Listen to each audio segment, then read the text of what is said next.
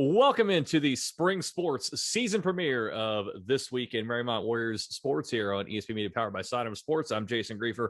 As always, we're joined by Marymount High School Athletic Director Tom Nurl here on MarymountSports.com.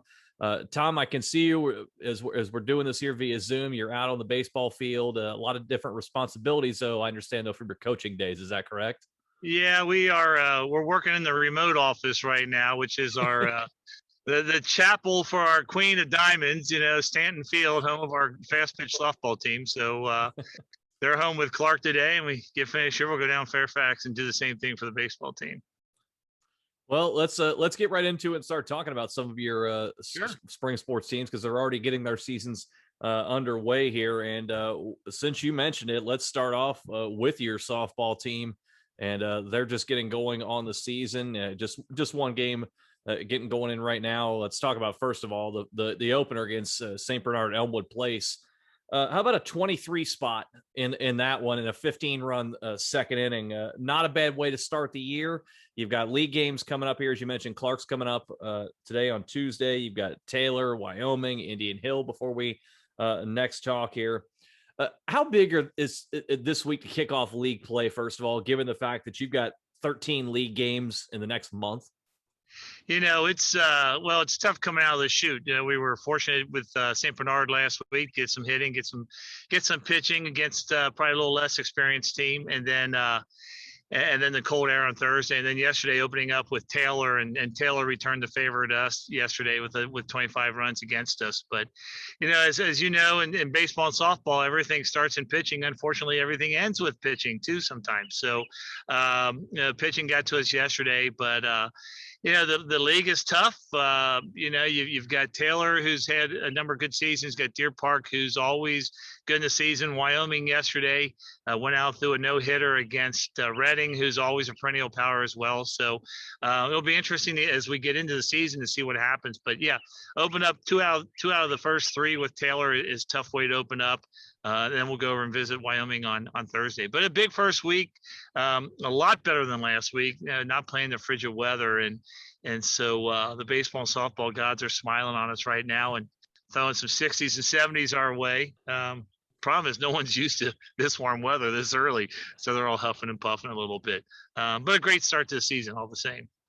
Quite an adjustment for sure. I can hear the birds chirping in the background as you're out there. So that's a good thing that we're able to get that going here as the spring sports season's getting going. Let's move over and let's talk about your baseball team. And through 3 games, this is about as of a roller coaster of a start as you could ask for. Last week, you open up against Clark Montessori. You win the game 21-1. So obviously the bats get going there. And as you said, kind of similar with softball, it gets turned around on you because the next day out, you lose to Country Day by a final of 21-6. So they're on both ends of the spectrum. Then you get Taylor in league play, and it winds up you drop the game 1-0. This is about as wild of a start as you could ask for. What have you made of that, and what are you looking for in this coming week where you've got 6 games scheduled between now and the next time we talk? Well, the best thing about baseball is you get to play the next day most times. So you have to have a short memory, and if you didn't have a good day today, then you have a good day tomorrow, and you get to start over the next day. But as you said with baseball, a good opening day against Clark. Against Country Day, the scoreboard's really not indicative of that game. Wind was blown out at Fairfax. I think we had a 6-2 lead after 4 maybe, and then we started going through the staff and throwing a number of guys, thinking that we would have 2 more games last week, and the weather didn't cooperate. And some guys, it was their first trip on the mound as a varsity player, and so nerves got them a little bit. And Country Day can hit. Country Day is a good team. You're going to see some of the top teams in Division 2 and 3 on our schedule this year, but they can hit too. And we stopped hitting, and so you end up with 21-6. But then, like you said yesterday, a good old goodie for the pitchers yesterday. They throw a one hitter. Our kid Quinn Benner, he strikes out 8. Couldn't get anything going offensively, but wow, what a start for a high school game. Two big guns like that out there firing away. So we have Clark today, and then we return the trip to Taylor on Wednesday. So be interesting to see what happens when we get away from our number ones, wake that offense up a little bit, and see if we can climb up on the record board a little bit. What do you make of the way the schedules are setting up this year? Generally it's always you go through the league once and then you kind of reset and go through the league a second time. The way that things are setting up this year, I'm sure protocol is playing a big part of that. You're playing league opponents twice in a matter of 3 or 4 days time in the grand scheme of things. How do you see that playing out compared to a quote unquote normal year where you may not see a team for a month? That's kind of the way the CHL has always operated with as long as I've been at Marymount, which has been 17 years. There's good and bad to it. So the good to it is that a team can't save their ace up for you. Some teams have one outstanding pitcher and they'll save it up for the other powerhouse for the second time around. And doing it this way, they can't do it. You got to have two good arms and maybe a reliever in there. So just one guy can't dominate all the good teams. And so that's kind of the good thing about it.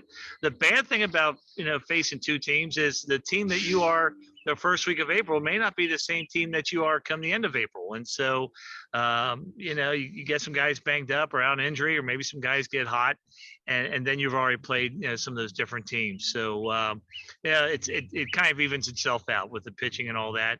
So it's really, I guess it really just filters everything. The best teams are going to win the league because they have the multiple players to do that. So, but yeah, it's always interesting. And then, if you get hot, then you can pick one of those teams up in the tournament, play them a third time. Do you feel like it's a better way maybe to determine who the best team is in the league that you get such a short time frame? And that, like you said, if you're spread out, you may be a better team a month from now, or you may be a worse team for a month from now. Do you think it may be more of a pure form to decide a league champ?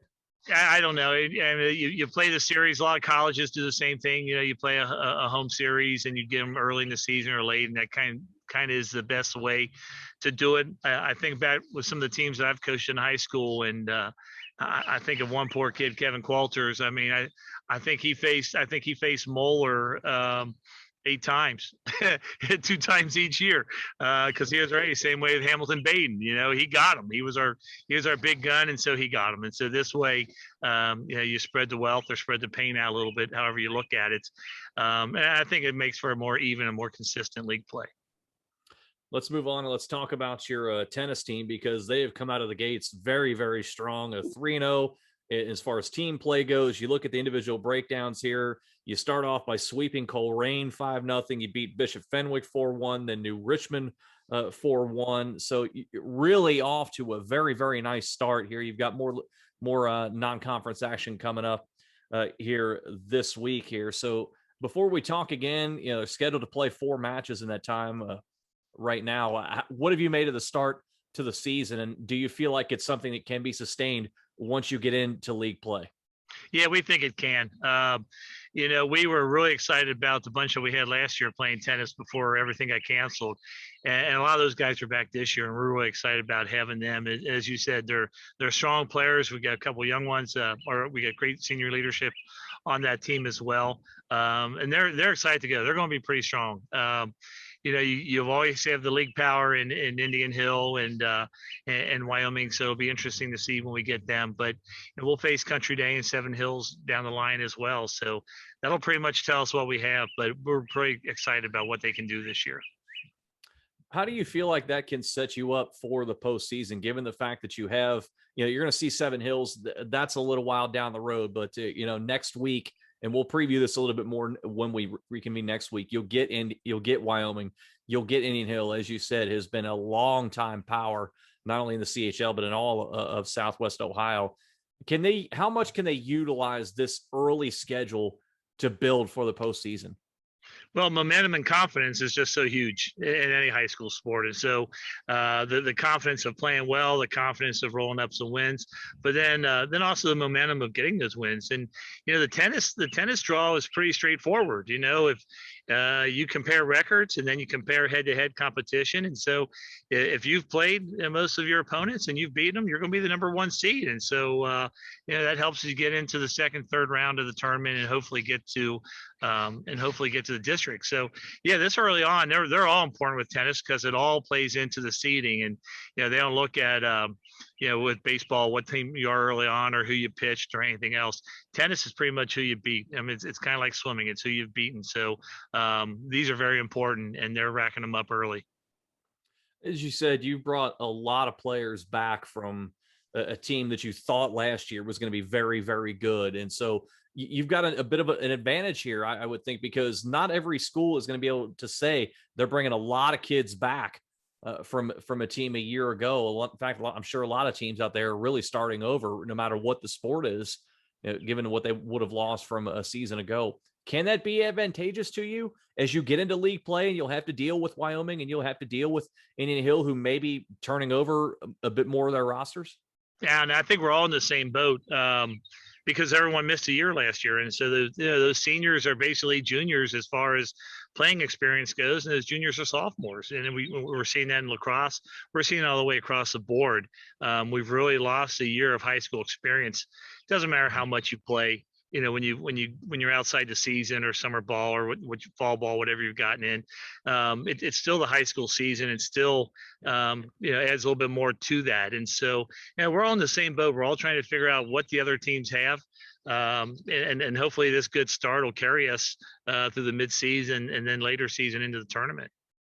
You touched on that just a moment ago, so let's move to lacrosse and let's start with the boys first. Off to a 2-1 start. The one loss came 8-7 to Sycamore. So I mean, you're really splitting hairs on getting off to a 3-0 start. You beat Bishop Fenwick 15-3. You crushed Wyoming 12-2. So you're getting off to a good start, scoring a lot of goals. And one young man in particular who just has come out of the gates firing is Max Tepe. 8 goals and 4 assists in the first 3 games of the season to lead the way thus far. What has Coach Steve Peterson said about Max's just torrid start to the year? Max is a go-getter. He's a big player for us in football. He's a big part of this lacrosse team. I think in the Sycamore game, I think he was passing more than shooting. And we're just slow starting our offense. We came back from spring break, and Sycamore has a very good team. They're going to surprise a lot of people this year. That was our first game back from spring break.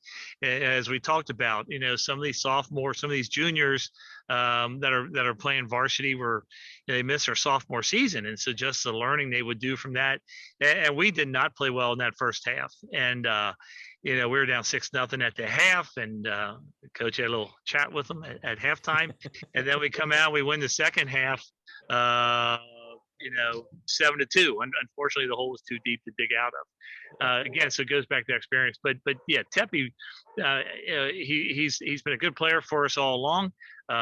He brings a fire. He brings a really good shot to the match. And so once he gets going, that's going to open up a few of our other players. We have a couple guys out due to injury and other situations. So we're going to be back to full strength here in about a week. And we're really excited to see. I don't think we're going to have to worry about another slow start like we did against Sycamore. And so if we take care of business, things are going to be just fine. Well, even in that, the way things are shaking out thus far, it's only 3 games. It's a small sample size, but you've only given up 13 goals in the first 3 games of the season. Really strong start there, and you've scored 34. So scoring margins right there. So you're getting it done offensively and getting it done defensively thus far. Is that something that you and Coach Peterson feel like can be sustained throughout the year, that if we need to, we can win a game 12-11, or we can win a game 2-1? Yes, I don't know if I ever saw a lacrosse game 2-1. We saw a couple of them, 25-24 or something like that when it's just a run fest and a shoot fest. But I don't know, Coach will have them ready. Like I said, a lot of these guys just have to get that experience under their belt, including the goalkeepers. None of them have the varsity experience. We would have had Mike Mooring in the goal last year, as a senior. And so these guys are coming up with 1 or maybe 2 years under their belt on the JVs. And so, again, that experience as well. But no, I think Coach is very confident, and we're going to see the schedule get a lot tougher as we get into things here. We're going to go out to Milford, and they've got a nice program. We're going down to Louisville St. X on Saturday, and you always have your hands full down there. We have the Cincinnati St. X. We'll have Moeller on the schedule. Summit. We've got a very difficult schedule coming up, and it's really going to test us then. So in about 2 weeks, we're going to know what we have here. Difficult schedule on the girls' side as well. They've just got the one game in under the belt to start the year. They lose that one to Loveland 13-12. So, as you said, back and forth action right there, and you come up just short right there. But looking deeper into that one, I'm looking at this wondering how anxious Marley McGowan was to get back out onto the field because obviously we didn't have a season a year ago. She Right. came off a sophomore campaign in which she scored 42 goals. You figured coming back next year she was going to probably likely surpass that, maybe even break the 50 goal mark. And so she comes out here in the opener, scores 5 goals, and also causes 5 turnovers. So she's getting it done on both ends of the field out there, both offensively and defensively. And now she's moving into her senior season. I'm wondering, how has she matured over the last couple of years and now finally getting back onto the field? And what kind of year are the coaches expecting from her? They had a great run going up to the going to the regionals when she was a sophomore, and then she's been a part of those regional finalist soccer teams, and so she's got experience going late into the season and playing big games, and so that just helps along with the other senior leadership on the team. Yeah, and sometimes a shooter has to know that we need to hold the ball or something. The other night against against Loveland. We had a 2-goal lead going into the last minute and a half of the game. Give Loveland credit; they score and they take the win. So, our experience, we just have to remember how to put those games away. But she's going to have a great season. So excited for it. They've been playing their box lacrosse over the winter, and she's a great leader. And like you said, she can score, she can defend, and so her and the rest of the seniors, it's going to be fun to watch. What do you make of the schedule coming up this week? As you said with the boys, you're going to find out really quickly how good your team is. I'm looking at the schedule for the girls right now. You got Summit, Mount Notre Dame, Anderson coming up. Of course, Indian Hill will be lurking next week as well. This is a pretty big week, is it not? It is, and it's funny. I walked by Coach Ferry's room the other day as he was teaching. I guess one of the boys must have made the comment that they play everyone difficult. The girls don't play anyone, and he kind of chuckled, and I heard it, and he goes, "What do you mean?" And he goes, "We just played Loveland, who's D1, and Summit's always in the finals for the tournament as we get to the regionals.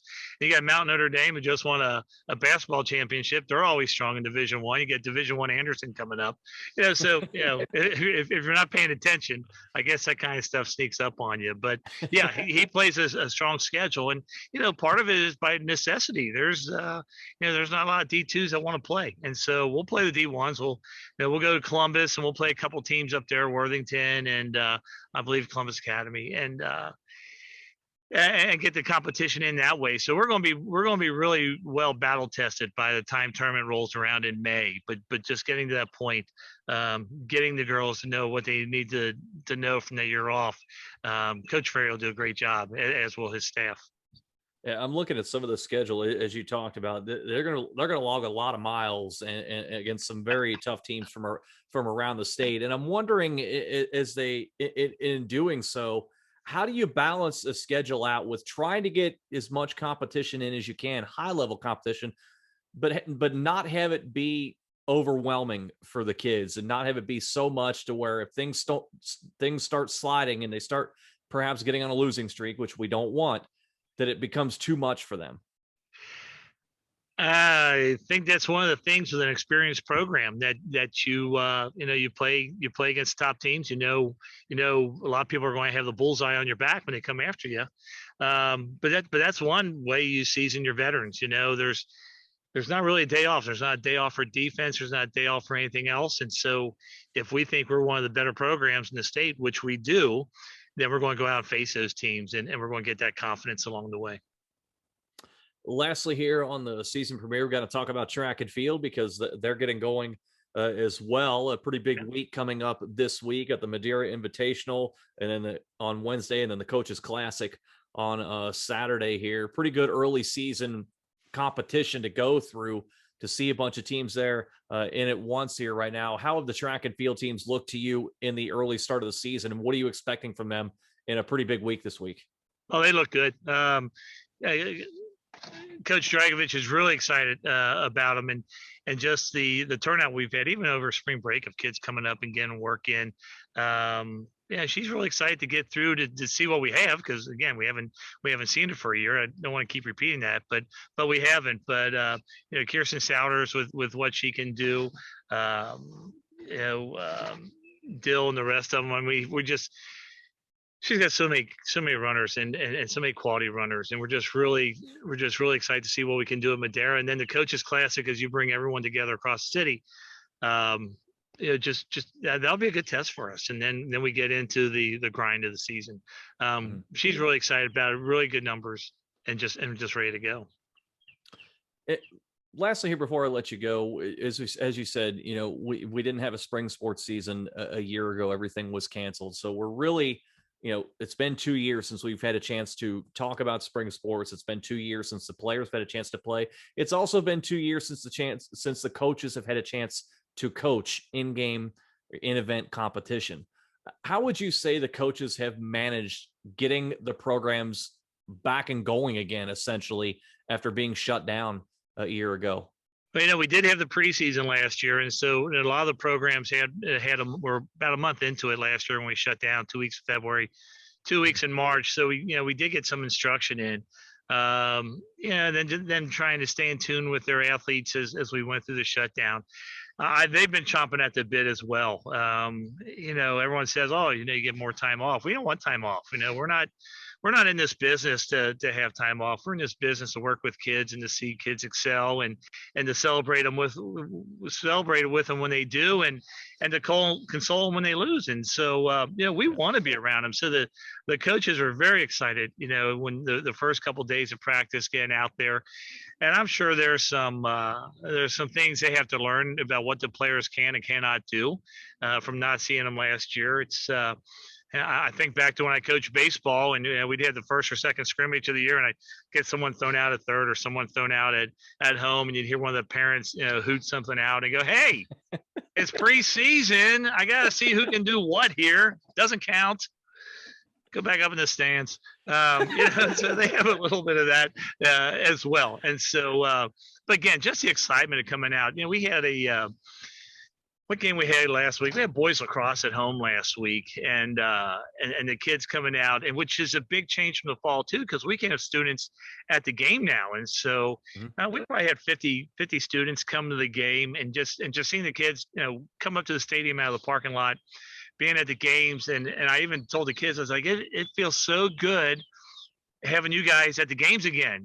Thanks for coming. Because we didn't have that in the fall, and now we're getting into that, and we go to the baseball and softball games, and people are in their chairs and socially distanced. They're doing a good job with that, and just to be coming out and seeing everybody at the games. And we're not back to 100% normal yet, but we're getting close. It just feels so good.